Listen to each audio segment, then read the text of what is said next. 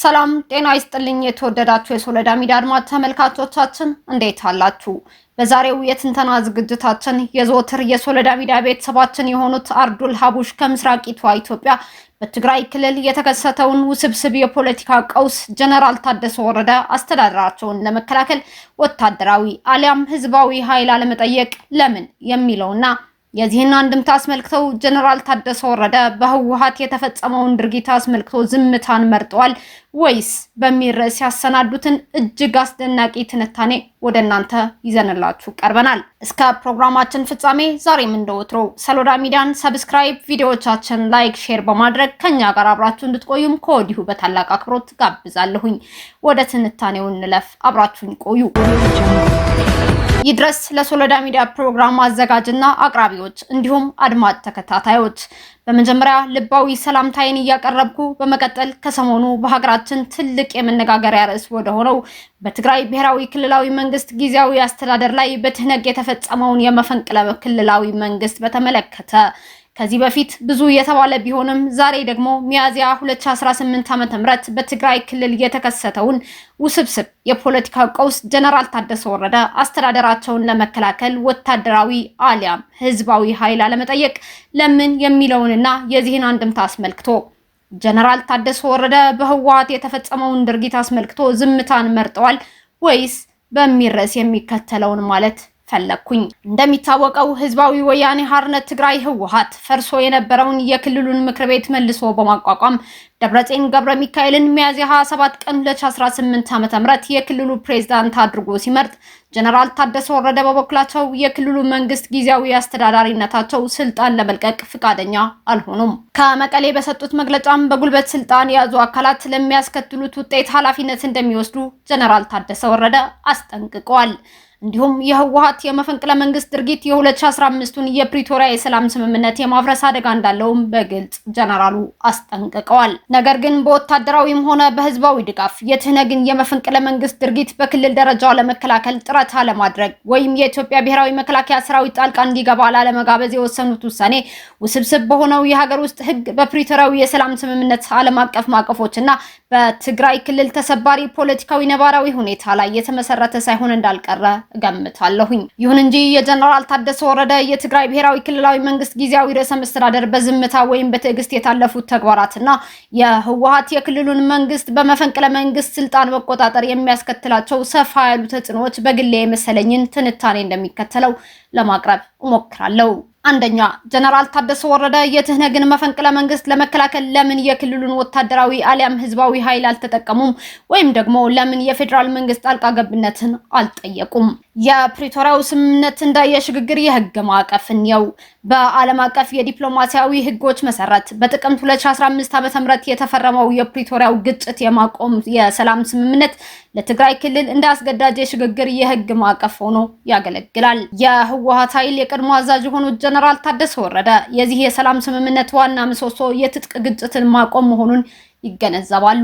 የክልሉን የጸጥታ ኃይሎች በመጠቀም የህወሓትን የመፈንቅለ መንግስት ድርጊት ለማስቆም በትህነግ ላይ ውጊያ መክፈት ማለት ደግሞ ላለፉት ጥቂት ዓመታት በትግራይ ክልል ውስጥ የተገኘውን አንጻራዊ ሰላም በማናጋት ዳግም የእርስ በርስ ጦርነትን ይቀሰቅሳል። ህገ መንግስታዊ ገደቦችና የፌዴራል ጣልቃ ገብነትን ስጋት እንየው። በኢትዮጵያ ህገ መንግስት አንቀጽ 62 ንዑስ አንቀጽ 9 እና አንቀጽ 51 ንዑስ አንቀጽ 14 መሰረት የክልሉ መንግስት ሁኔታውን መቆጣጠር ካልቻለ የፌዴራል መንግስቱ ህገ መንግስታዊ ስርዓቱን ለማስከበር በክልሉ ጣልቃ የመግባት ስልጣን እንዳለው ይደነግጋል። ይሁን እንጂ ጀነራል ታደሰ ወረደ በከባድ ፖለቲካዊና ሰብአዊ ምክንያቶች ይህንን ላለመጠቀም መርጠዋል። ህወሓት ለመደምሰስ ጠቅላይ ሚኒስትር ዶክተር አብይ አህመድ የኢትዮጵያ ብሔራዊ መከላከያ ሰራዊትን ወደ መቀሌ እንዲመልሱ መጠየቅ በትግራይ ህዝብ ዘንድ እንደ ትልቅ የክህደት ተግባር እንደሚቆጠርባቸው አድርገው ያሰቡ ይመስለኛል። ይህ ድርጊት በመቶ ሺዎች የሚቆጠሩ ህይወቶችን የቀጠፈው አውዳሚ የሆነው የ2013 እስከ 2015 ዓ.ም የነበረውን የእርስ በርስ ጦርነትን በተጨባጭ እንደገና ማስጀመር ይሆናልና በመሆኑም ከወታደራዊ ግጭት ይልቅ ፖለቲካዊ ተቃውሞን በመምረጥ ጀነራል ታደሰ ወረደ ከራሳቸው የአስተዳደር ስልጣን ይልቅ ለትግራይ ህዝብ ህልውና ቅድሚያ ሰጥተዋል። በስልጣን ማረዘሙ ዙሪያ ያለው የህግ ክርክር ስናነሳም ጀነራል ታደሰ ወረደ በህጋዊ ውዥንብር ውስጥም ሳይወድቁ አልቀሩም። የፌዴራል መንግስት በሚያዝያ 2018 ዓ.ም የጊዜያዊ ፕሬዝዳንትነት የስልጣን ዘመናቸውን በአንድ ወገን አራዝሞላቸዋል። በፕሪቶሪያ ስምምነት መሰረት ደግሞ ማንኛውም የሽግግር አስተዳደር ዝግጅቶች በፈራሚዎቹ ማለትም ፌዴራል መንግስትና ትህነግ መካከል በሚደረግ የጋራ ውይይትና ስምምነት ላይ መመስረት እንዳለባቸው ህወሓት ይከራከራል። በመሆኑም ህወሓት የፌዴራል መንግስትን የጀነራል ታደሰ ወረደን የስልጣን ዘመን በአንድ ወገን ማራዘሙን እንደ ኢህጋዊ ድርጊት አድርጎ ያቀርበዋል። ሁለቱም ወገኖች እርስ በርስ የፕሪቶሪያውን የሰላም ስምምነት ጥሳቸዋል ብለው ስለሚወነጃጀሉ ጀነራል ታደሰ የአስቸኳይ ጊዜ አዋጅን በአንድ ወገን ለማወጅ የሚያስችላቸው ህጋዊ መሰረት እጅግ ጥርጣሬ ውስጥ የከተታቸው ሳይሆን አልቀረም የሚል ግምት አለኝ። ሁለተኛ፣ የጀነራል ታደሰ ወረደ እርምጃ ለመውሰድ አሊያም ትዕግስት እና ተጽዕኖዎቹ። ጀነራል ታደሰ ወረደ ከላይ የተገለጹን እርምጃዎች ባለመውሰዳቸው ፈጣን የደም መፋሰስን ቢያስቀሩም ህወሓት በመፈንቅለ መንግስት የመንግስትን ስልጣን መቆጣጠር ማስቆም አለመቻላቸው ግን ጥልቅ ተጽዕኖዎች አሉት። ከተጽዕኖዎቹ መካከል አንደኛ በትግራይ ህዝብ ላይ የሚያስከትለው ተጽዕኖ ሲሆን ይህም የእርሳቸው እርምጃ ለመውሰድ በመቀሌ ከተማ ውስጥ በወቅቱ ሊከሰት ይችል የነበረውን የእርስ በርስ ጦርነት ያስቀረ ቢሆንም ክልሉን በከባድ የአስተዳደር መዘግየት ውስጥ ከቶታል። በመሰረቱ በአሁኑ ወቅት ትግራይ ሁለት ትይዩ አስተዳደሮች አሏት። በፌዴራል መንግስት እውቅና የተሰጠው የጀነራል ታደሰ ወረደ ጊዜያዊ አስተዳደር እና በህወሓት የሚመራው የደብረጽዮን የክልል ምክር ቤት ሲሆን ይህ ሁለትነት የህዝብ አገልግሎቶችን ያዳክማል፣ የሰብአዊ እርዳታ ስርጭትን ያዛባል፣ እንዲሁም በመቶ ሺዎች የሚቆጠሩ በትግራይ ክልል የውስጥ ተፈናቃዮች አይዲፒስ በተለይም ከምዕራብ ትግራይ ወልቃይት ወደ አካባቢያቸውን መመለስን ያስተባብላል። ሌላው ተጽዕኖ ደግሞ በፌዴራል መንግስት ላይ ሲሆን ይህም የጀነራል ታደሰ ወረደ ሁኔታ የፌዴራል መንግስቱን እጅግ አደገኛ ወደሆነ አቋም እንዲገባ ያስገድዱታል የሚል እምነት አለኝ። የፌዴራል መንግስት ህወሓት ጀነራል ታደሰ ወረደን ከስልጣን ማውረዱን ከተቀበለ በራሱ በሾመው ጊዜያዊ መሪ ላይ የተደረገው መፈንቅለ መንግስት ህጋዊ ያደርጋል ማለት ነው። የክልሉን በጀት ከቆረጠ ወይም ጀነራል ታደሰ ወረደን ወደ ስልጣን ለመመለስ ወታደራዊ ኃይል ከላከ ደግሞ የክልሉን መፈራረስና ወደ ሙሉ ጦርነት የመመለስ አደጋን ያስከትላል። ሶስተኛ፣ ህወሓት ጊዜያዊ አስተዳደሩን በመፈንቅለ መንግስት ከስልጣን ማውረዱ የሚያስከትለው ተጽዕኖ። ህወሓት ጊዜያዊ አስተዳደሩን በመፈንቅለ መንግስት በራሱ የፓርቲ አመራር በአንድ ወገን ለመተካት የወሰደው እርምጃና ውሳኔ በብሔራዊና በዓለም አቀፍ የህግ መለኪያዎች መሰረት ትላልቅ መዘዞችን ያስከትላል። ከብሔራዊ ህገ መንግስታዊ ስርዓት ጥሰት አኳያ ስንመለከተው እንደሚታወቀው በኢትዮጵያ የፌዴራል ህጎች ሁሉ የበላይ የሆነው የሀገሪቱ ህገ መንግስት መሰረት ክልሎች የሚተዳደሩት የፖለቲካ ፓርቲዎች፣ ቡድኖች ወይም ከግለሰቦች ለህዝብ ቀርበው በተመረጡ ምክር ቤቶች ለመሆኑ በግልጽ የተደነገገ ነው። ነገር ግን ከጦርነቱ በኋላ በኢትዮጵያ ብሔራዊ ምርጫ ቦርድ ዲሞክራሲያዊ ምርጫ እስኪካሄድ ድረስ ትግራይን የማስተዳደር ህጋዊ ስልጣን ለጊዜያዊ የክልል አስተዳደር ተላልፎ የነበረ ስለመሆኑ ዓለም የሚመሰክረው ሀቅ ነው። በፌዴራል እውቅና የተሰጣቸው ጊዜያዊ መሪዎች መጀመሪያ አቶ ጌታቸው ረዳን በ2016 በመቀጠል ጀነራል ታደሰ ወረደ በ2018 በኃይል በማስወገድና በህግ ፈርሶ የነበረውን የክልል ምክር ቤት እንደገና በማዋቀር ህወሓት ከተቋቋመው ህገ መንግስታዊ ስርዓት ውጪ እየተንቀሳቀሰ ይገኛል። የፌዴራል መንግስት ይህንን የህገ መንግስታዊ መንገድ እንደ አመጽ ወይም የሉዓላዊነት ጥሰት አድርጎ ሊቆጥረው ይችላል። ሌላው ተጽዕኖ ደግሞ የዓለም አቀፍ ዲፕሎማሲያዊ ስምምነቶች መጣስ ነው። ይኸውም የህወሓት ድርጊት በአፍሪካ ህብረት አደራዳሪነት የተደረሰውንና እንደ የተባበሩት መንግስታት ድርጅት እና አሜሪካ ባሉ ዓለም አቀፍ አካላት የተደገፈውን የፕሪቶሪያ የሰላም ስምምነት መንፈስና ቃል የሚጥስ ነው።